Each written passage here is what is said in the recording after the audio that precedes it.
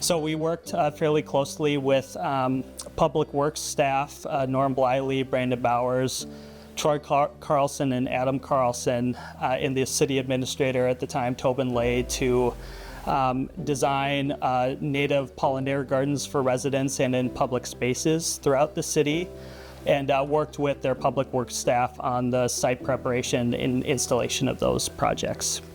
And City Council and the mayor were involved in the design and the conceptualization of those projects from the beginning. I thought it was hugely successful. It was really awesome to have the support from the city administrator, city staff, and the council. We installed, I think all said, 9 projects throughout the city, 4 of those in public spaces throughout the city, and it was great. They all established well. They got well watered after initial installation. Lori helped with, and Hannah helped with the installation as well in the fall. And they've all done really well this season, and I'm looking forward to watching them continue to fill in and establish over the next couple of years.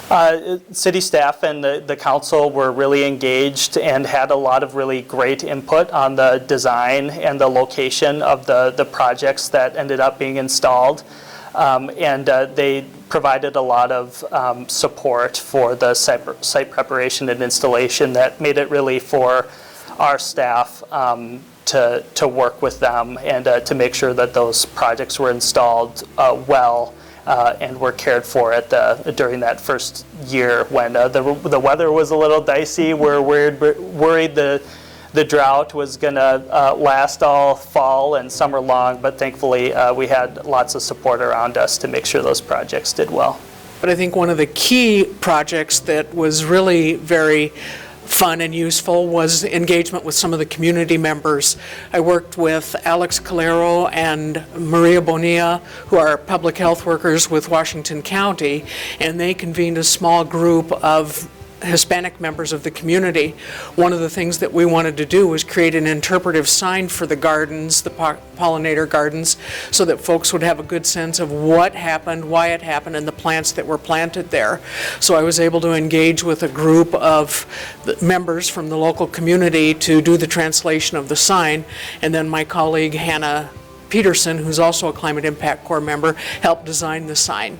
It went really well, and the community members that we were able to engage with were also very supportive and helpful. It was kind of fun. A few of the plantings that we were doing, some folks would come out and say, "What's going on?" And then their interest and engagement in some of those projects as well.